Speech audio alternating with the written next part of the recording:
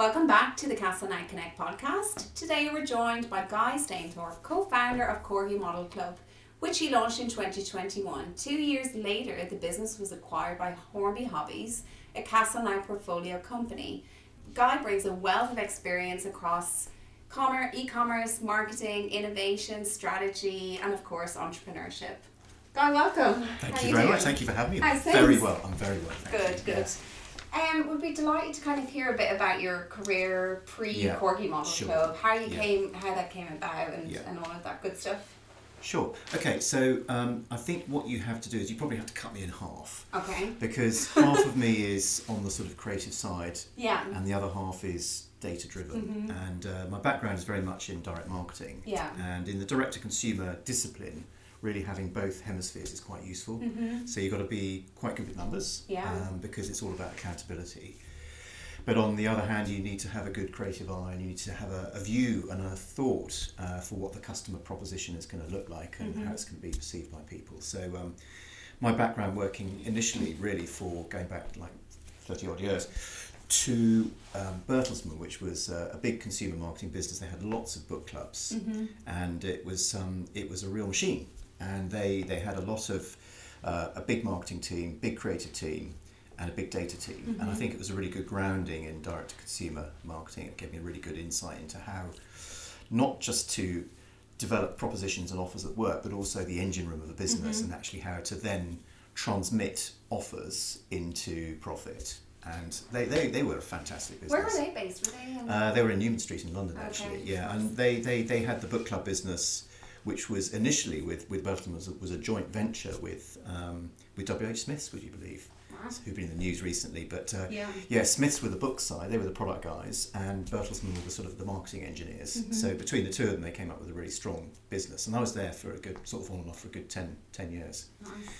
And I did everything from sort of media planning through to product management, and then eventually became one of the sort of divisional heads, which was a really good experience. Good for really understanding how the customer mind operates and how people think and what they what their perceptions are about books and things like that. And the great thing about publishing is that it's more than just a simple product. You actually you have so many different authors and so many different variables that it makes it a really interesting exercise. And what was the subject matter? Was it a lot of different consumer areas? books? Okay. So thrillers, romance, all sorts of stuff like that. Yeah, so a really interesting area. We also had quite a few quite geeky product areas, like we had a fantasy and science fiction book club, which of course that's given me quite good insight into real sort of vertical marketing. Yeah. And that was a good thing. And then from there, the other main sort of port of call for me career-wise was going to work for a company called diecast, who are probably better known in Europe for their what they call partworks publishing, but they're very much into the into a very strong sort of development of product and thinking about how product will actually land in a particular market. And their real thing was actually how you can always try and develop global products. So something like a James Bond collection will always land very well because you know that it's a global asset, and therefore if it works in the UK you can then migrate it into lots of different markets. And they had a presence in about 30-40 countries. So one of the main engine rooms for their business was actually in France and in London. So we were doing a lot of stuff between London and Paris, developing new product. And again, that was really interesting because whereas Bertelsmann was a very sort of mechanized business, you had clubs, everything already existed, you just had to go and make it happen. Whereas with diecast, I actually started with a blank sheet of paper. Right. So it's a startup business almost internally. I mean, we had a lot of dependency on our European businesses and things like that, but the London office was minuscule, and it was just me and one other guy initially. And we had to develop our own product, which is actually quite scary to begin with, but actually once you get your head around it, and actually once you start to begin to think about the best ways to test and the best methodologies to apply in terms of research and things like that, it starts to get a lot easier. And again, you learn a formula. And I think that's where, when people come to me and say, it must be a really creative role, actually yes, but it's the thing about creativity is it has to be tethered. It has to be channeled in the right way, otherwise you just go nowhere very quickly. Yeah. And that was really the whole learning for me, I think, at diecast was sort of putting the discipline, the shape around new product development. Okay. So, and did you build out a team there? Or how many? yeah, I did. We ended up with we had about 30 sort of Right. stakeholders, but actually I was a great believer in building quite a variable cost-based model, so that if you had a good year, you had a good year, but if you had a bad year, you still didn't have a bad year. Okay. So if you didn't deliver the revenue performance, you weren't really underwater, because quite often these kinds of businesses, because they have high fixed development costs, if you're not careful, you can end up carrying quite a heavy overhead as well, and then your break-even point gets quite high, even though your margins are good. It soon gets whittled away. So what we did is we used a lot of freelancers and support staff who, if we were busy, we were very busy, we give them the work, but if they weren't busy, they didn't get paid. So that way we sort of control our overheads. And it was a good mechanism. And where did you end up then after that? I had lots of projects in my mind, so I wanted to look for a new opportunity, a new way of doing things. In fact, one of the suppliers who'd been a major support to us in media planning and buying, we'd already been talking about how we might want to think about developing our own business at some point. And so I was just quite happy to move on, and I was ready to move into a new, more sort of entrepreneurial role. Having sort of done my corporate bit for 20, 30 years, I thought now it's time to apply some of my learnings to, a real business, something where I actually owned it and was responsible for it. That was the birth of... That was the beginning of Blue 14, really. And I'll just touch on Blue 14 a little bit, because it's quite an interesting concept.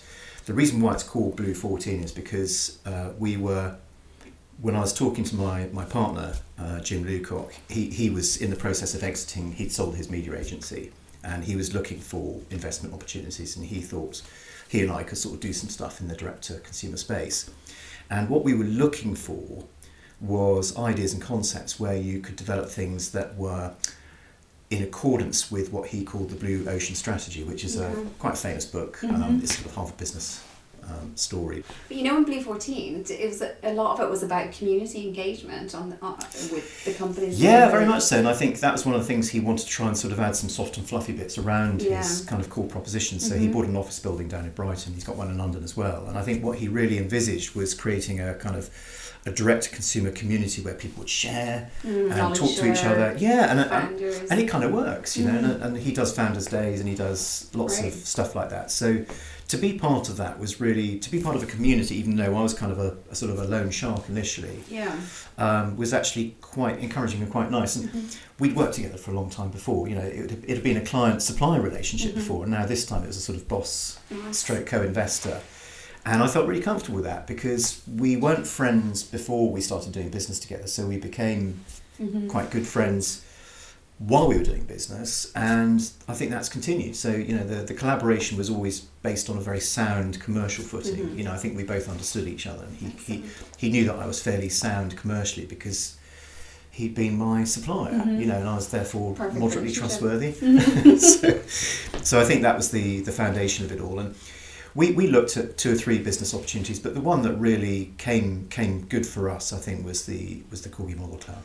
So that leads on lovely to Corgi Model Club. So when did you founded Corgi Model Club? In 2021? We did. We actually started it almost exactly 3 years ago, and well, it's 4 years now. But I think the point to it is that we did a lot of testing beforehand. So in keeping with the sort of methodologies that I'd learnt when I was at D'Agostini, we were doing a lot of market testing. And you know what, when it's your own money, it makes you look at the numbers even more carefully. And so we did a lot of testing, and we were very methodical about it. And in fact, we took almost the whole of COVID to do that testing. To test for a particular product? Or? Yeah, to specifically identify whether it was going to be a subscription model, whether it was going to be certain types of product. So we did some sort of testing to identify which was going to be the most successful product for us to lead in with any subscription offering, and also to identify the best what we would call club mechanic, which in slightly sort of nerdy subscription marketing speak means that you're trying to sort of set the parameters around what kind of an offer you make, what kind of discounting you do, what we call the stepping stones when you're moving from one level of the first subscription payment through to the next, to the next, to the next. And those levels are quite manageable if you're quite scientific about it. And so if you look at these things and explore them, we did creative testing, we did other types of testing around the format of the promotions and the different media channels as well. So we were looking at all what we would call sort of testing working the variables, the Americans would say. And in order to do that, we actually really took our time on that. And it was good because Jim kind of knew what we were doing. He understood the game plan. What he didn't know was all the different specific components of those tests. But once you sort of line them all up, you can actually then get a very good idea of what the landscape would look like, so that when you launch a product, you can really see what things are actually pulling the levers in terms of your response rates and your pull, as we would call it, your pull rate. And then after that, your conversion rate, and then looking at the attrition curves. And so when we launched finally in sort of February, March 2021, we had a pretty good idea. And of course, it was a real heart in your mouth moment, because we'd ordered like $500,000 worth of stock from Corgi, from Hornby, which they were very happy about, and we sort of prepaid as well, so they were sort of comfortable with that. But of course, for them and for us, the main event was what was going to come next. How many other items were we going to have to order as part of that sequencing and the routine for the subscription base? But before we got to that, we had to spend the money on the media as well. So we had to put quite a lot of money and resource into the launch program. And so it did sort of start to add up. And then, of course, you got to account for the previous testing costs that you've invested and the time and effort. And just for people, the products themselves, they're diecasts, right? They're all diecast models. Diecasts.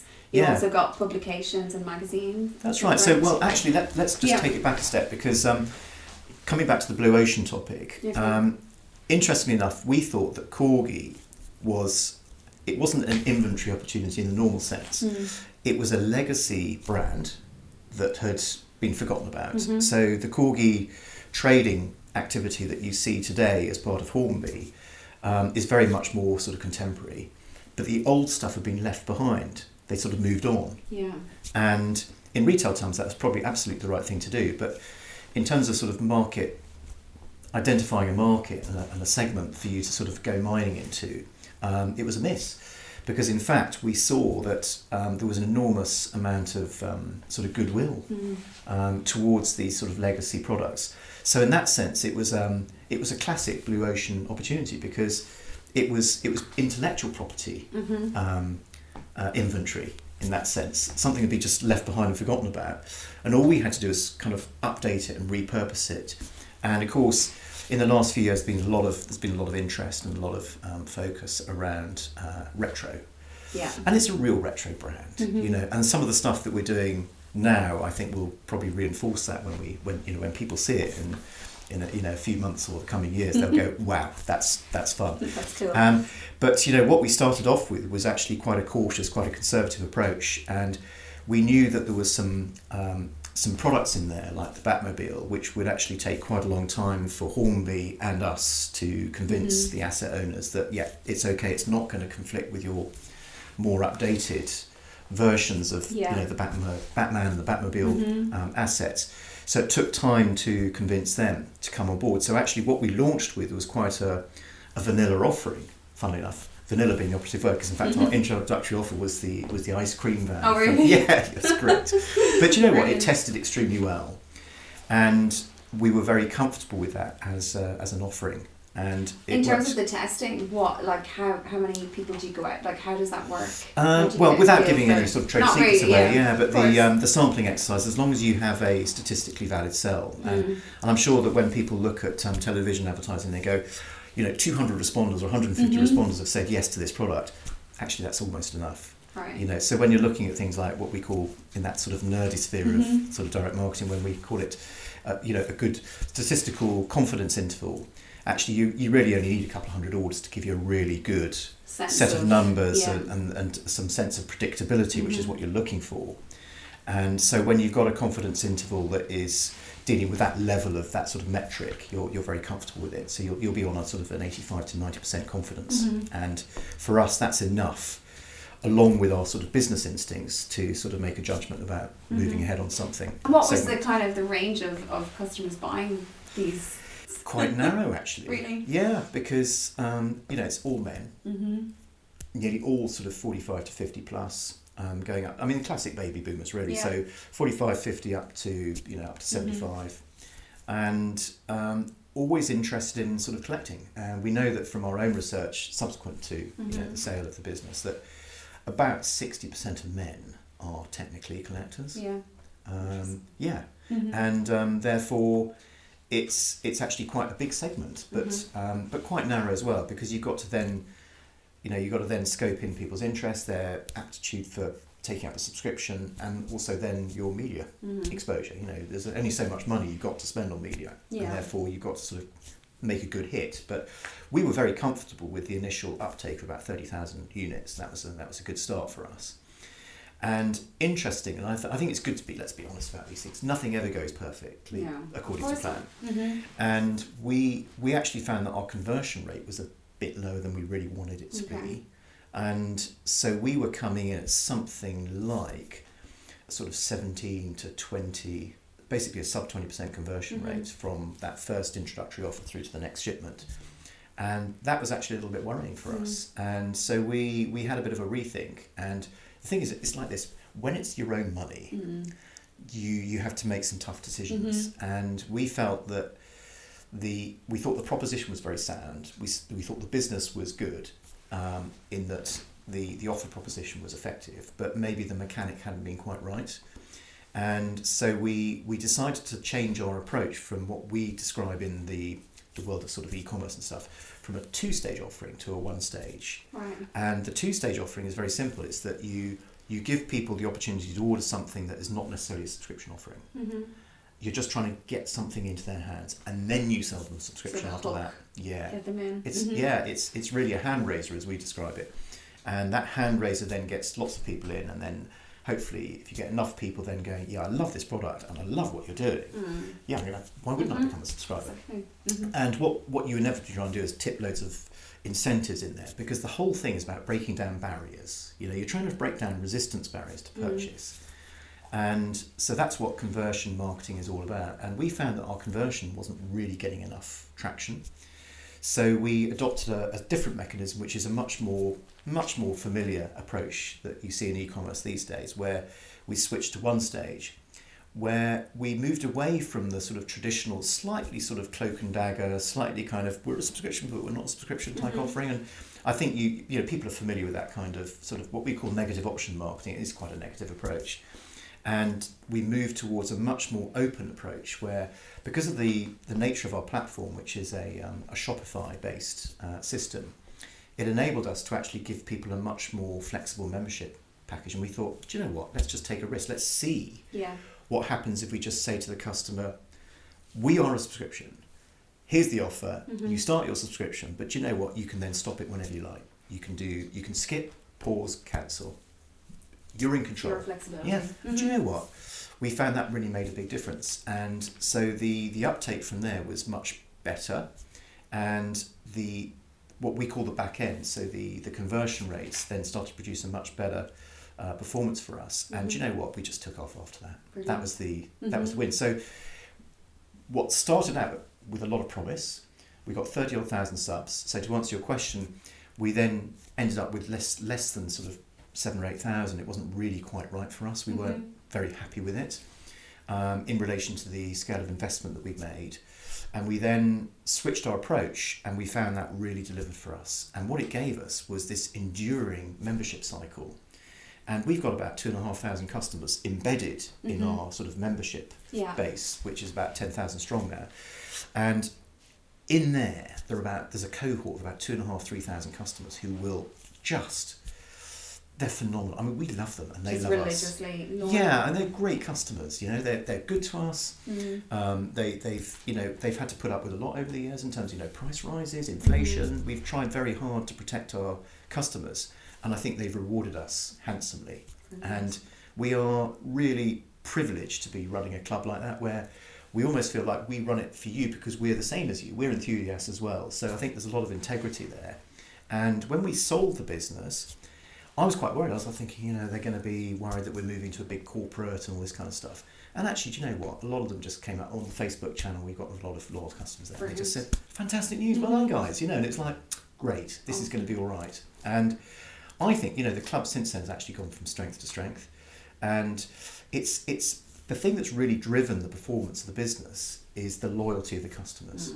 So the acquisition process, which in big companies like De Agostini or Bertelsmann, it was always a front-end marketing exercise. It was like a sieve, you know, you're constantly putting new customers in and you're just losing them all the time. And they were happy with that. Whereas for us, what we're really trying to do is to actually bring the customers into a saucepan so that it just keeps filling up. And that's the trick to it, really. And I think that's the right way to run a business, I think. And I think we've been rewarded for it, and I think we're going to reward the shareholders with it as well. So that leads on nicely to Corgi Model Club being sold to Hornby. Yeah. So how, obviously as an entrepreneur and the founder of the business, how did that come about, and how do you feel about it? Yeah, well, actually, I was worried because actually when you look at your business and you think of where are the pinch points, where are the worry points, and the biggest worry for me actually was the relationship with Hornby because it was an unknown. You know, I didn't know how they were going to react, and we were initially working with Lyndon, and Lyndon made it very clear to us that this is a strategic thing for Hornby to learn about recruitment marketing and subscription and stuff like that. And Lyndon being ex-CEO of That's right, yeah. And he was adamant. So, but when he left, it kind of left me feeling a bit nervous. But but then we met Ollie, and actually, Ollie was really interested in what we were doing as well. He was deeply interested, and all it was, we just had a very simple discussion, which was, how do you, because I think he said that Hornby weren't really getting as much out of the relationship as they wanted, and conversely, I think he felt that we were probably getting more than our fair share from the relationship. And the problem with these things is that if you have a commercial relationship with people and you find that there isn't a good balance, if it's slightly tipped one way, it makes it hard for the long term. It's not really a good balance. And so he made it very clear to us that was an issue for them. So we went away and had a think about things. And when we adjourned, we both discussed the possibility of a reunification of the brands, because it just seemed a bit strange, perhaps in the eyes of the consumer, that you got this model club, which is a Corgi brand opportunity or option, and then you've got the trade activity that's going on the other side of the business as part of Hornby, and never the twain shall meet. So the notion of actually reunification of the brand and actually bring it under one umbrella kind of made strategic sense to me. And from his point of view, I think there was a desire within Hornby to nurture and grow and develop the D2C side of their business. And of course, having a subscription arm located within the business would actually obviously be a great aid for that as well. So from his point of view, there was a strategic option, and for me, there was a strategic option as well, which was, a safety play and a reunification opportunity to bring the brands together where actually we could be more formidable or more successful. And important to mention, obviously, on acquisition, then you were obviously appointed as brand MD, right? So yeah, and I think that fitted very well. I mean, It fitted for me, but also my colleagues, they had some security as well. So, and actually, I think they both, contribute a lot to the business process. A year and a bit down the track, I think we've all been quite well bedded in now, and I think we all know exactly where we fit in the ecosystem at Hornby, and I think it works quite well. I think I'd like to think that we've actually brought quite a few new ideas and new ways of thinking, particularly about direct commerce, to other people in the teams. And I think Susie, who's my kind of sidekick, who came with me on the digital marketing side, I think she and I we work very closely with the digital team at Hornby, and I think we're very keen to try and find ways to enhance our expertise and our knowledge globally within that group. And I think we bring a few things with us, a few tricks of the trade. When we talk about things like one-stage and two-stage marketing, we talk about fidelity curves, are these all attrition quite new rates. concepts I think to people who are learning e-commerce for the first time, this is quite new stuff for them. And I think we also bring a rigour and a discipline to the way that we approach the what we call the two key hemispheres of direct marketing, which is acquisition of customers and retention of customer. And that process, or those twin processes, are absolutely essential to any kind of successful e-commerce business. You can't have one without the other, and you certainly can't have neither. So some businesses are very strong at acquisition. You can see that in the way that they operate as very sort of hungry, aggressive businesses. Others are more effective and are more successful in the retention hemisphere. And if you happen to be good at both, it sets you up properly. And I think you can see that in the e-commerce environment these days, the really strong players, the ones that have been very, very successful in terms of e-commerce. And I think, for us, all we're trying to do at Hornby really is think about how we can bring that mix into play without disrupting or damaging the relationships, the long-standing relationships we have with the trade, who've given us incredible value over the years. And I think they can coexist, but it needs to be managed in a way that's, sensitive to everybody's needs. And of course, that can be a challenge. So, without giving away any trade secrets or anything, is there any particular products that are in motion or in production that you're excited about in terms of Corgi or? Well, let me give you a couple that we've been very pleased about. And one of the things, in fact, this time last year when I first joined, we had just secured the rights to launch the Batmobile. Okay, and we knew. We knew from our testing that it had been a good offering, and it was a good product. When we saw the first production samples, it looked great and very compelling. So in fact, what we did was we worked with the trade team to try and build an offering that could work in all channels. Okay. Yeah, and I think the problem was if we recognised that if we just hogged the Batmobile to ourselves on the direct-to-consumer side, on the Corgi Model Club side, we wouldn't actually fulfil the full promise offered by that product. So we kind of opened ourselves up and said, look, we know there are lots of different variations. Let's create a couple of versions that work in each of the different channels so that we can then really optimise the success of the product. And they're all different. And the thing about collectors is that they love the nuance, And so if you present that as a different product in a different way, and they all have different packaging, so it's very clear to see the points of difference. And so we actually stayed fairly channel exclusive with different versions of the same product, and there were different adapts within the product itself, and tiny little details that you might see. Which channel was the most successful out of them? D2C. So it was always going to be the Corgi Model Club's kind of big success, but we were also very taken aback by the success we've had in trade as well. Okay. And interestingly enough, I think what's going to happen is that in the Corgi Model Club, I think we've seen a real hump in the performance in that area. Whereas I think on the trade side, once you've got a product up and running, it then becomes a journey of perpetual motion. So we haven't seen such a big upswing, but what we're seeing is a lovely consistent plateau. Whereas actually we're kind of done and dusted to some extent, because actually I would say almost every customer on our database has bought a Batmobile of some shape or form from us, just about, And do you know what? I'm pleased that they have, because I think we've given them a great product. Of course. But of course, in retail, we still haven't touched the sides. I mean, they've only just taken 2,000 to the US. Fantastic. So I think we will sell, and I don't think I'm not going to trade any secrets here, but we sold it at 50,000 already, and I think we're going to we'll do a century. I'm pretty sure of that. Brilliant. And it deserves it. I think the business deserves it, and I think the thing about Hornby is that I think they hide their light under a bushel a bit, and I think the other thing is I think it's a business that's been through many challenges, and I think the people there can, it's very easy to lose confidence, when things don't go quite right all the time. And so when you had these gobby guys turning up from Corgi Model Club saying, we're going to do this, we can do it, and we have. I said we'd sell 50,000+, and we have. And I said, I also said in the summer, I think we, with a fair wind behind us over the lifetime of the product in its different permutations, we'll sell over 100. And I don't think anybody doubted that. Right. And I think that's the thing, is that sometimes confidence and belief is a good thing, but we're also very humble, and we know that things can also. Oh my goodness! Yes, yeah. So yeah. Just how do you, you kind of touched upon it anyway, but how do you kind of inspire and motivate your team on a daily basis? Because obviously, when it's high, it's great, but then, as you say, when things don't go so well, it's not as easy. But, resilience. Yeah. Grit. And I think, the other thing is that I always think it's good, when things are good, you've got to take yourself down a notch or two, and, they always used to say to Roman emperors when they were having their triumph, they'd have two slaves behind them whispering, "You're only mortal, you're only mortal, you're only mortal," because it's very easy to get carried away on your own self-belief.